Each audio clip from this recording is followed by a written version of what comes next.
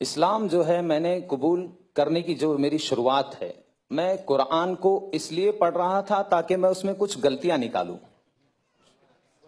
और ये भावना कहां से पैदा हुई, जब कोई मुसलमान मुझे बताता था कि भाई तुम्हारी किताब में यहां पर मोहम्मद का नाम है सल्लल्लाहु अलैहि वसल्लम, यहां पर फला नाम है, यहां पर वो है, यहां पर फला है, तो मेरी जो भावना थी वो ये थी, जुमा में एक दिन नहाने वाले रोज नहाने वाले को बता रहे।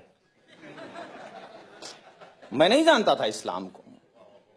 जुमा में एक दिन नहाने, क्योंकि मेरे घर में यही बताया गया, मुझे बचपन से यही सिखाया गया, तो मैं ये सोचता था जुमा में एक दिन नहाने वाले रोज नहाने वाले को बता रहे, अब इनको बताना पड़ेगा कि इनके धर्म में क्या है। ये भावना लेकर मैंने कुरान पढ़ा।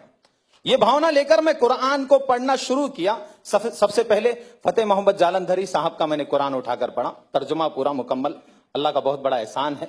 उसी में मेरा जो है जहन अल्लाह ताला ने खोल दिया अल्हम्दुलिल्लाह। मैंने कुरान को पढ़कर, उसको समझकर अल्हम्दुलिल्लाह मैंने इस्लाम को कबूल किया है। किसी के दबाव में नहीं किया अल्हम्दुलिल्लाह। किसी ने दबाव नहीं दिया, किसी ने पैसे नहीं दिए। पैसे देता अगर कोई तो रेंट के घर पे नहीं रहता। अच्छा, बारकल्लाह फीक। अभी तो आप इस्लाम के बारे में बहुत सारी चीज जानकारी हासिल करें। मैं आपसे ये सवाल कर रहा हूँ, आप भी क्या है, आप ऑलरेडी जो है लोगों को भी इस्लाम के बारे में आप जानकारी दे रहे हैं, तो मेरा ये सवाल है, क्या इस्लाम में जायज है लोगों को फोर्स करना और इस्लाम कबूल करवाना, ऐसा कुछ इस्लाम में जायज है क्या?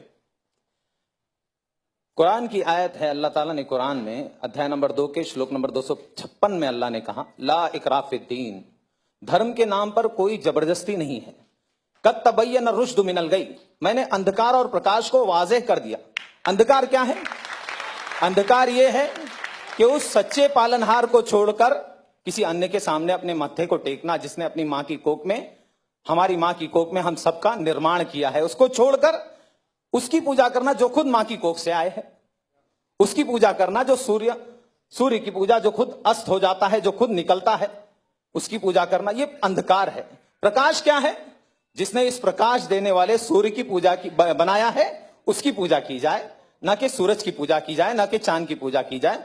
ये कुरान की बहुत सारी आयतें हैं। कुरान में भी अध्याय नंबर 41 में भी पालनहार ने कहा है, अल्लाह ताला कहता है, सच्चे पालनहार कहते हैं कि ला तस्जुदू लिश्शम्सी वला लिलकमरी वस्जुदू, नतमस्तक मत होना न सूर्य के सामने न चंद्र के सामने, बल्कि उस शक्ति के सामने, उस पालनहार के सामने नतमस्तक होना, लिल्लाहिल्लज़ी खलक़हुन्ना इन कुंतुम इय्याहु ताबुदून, जिसने निर्माण किया है इन सारी चीजों का, उसके सामने झुको। न सूर्य के सामने झुको, न चंद्र के सामने झुको। तो इस्लाम जो है ये सिखाता है, एक ईश्वरवाद सिखाता है, सच्चे पालनहार की भक्ति सिखाता है, उसके आदेश के अनुसार जीवन व्यतीत करना सिखाता है। इंसान सुबह कैसे करे, शाम कैसे करे। पहले जानवर था, अभी इंसान बन गया, ऐसा लगता है मुझे।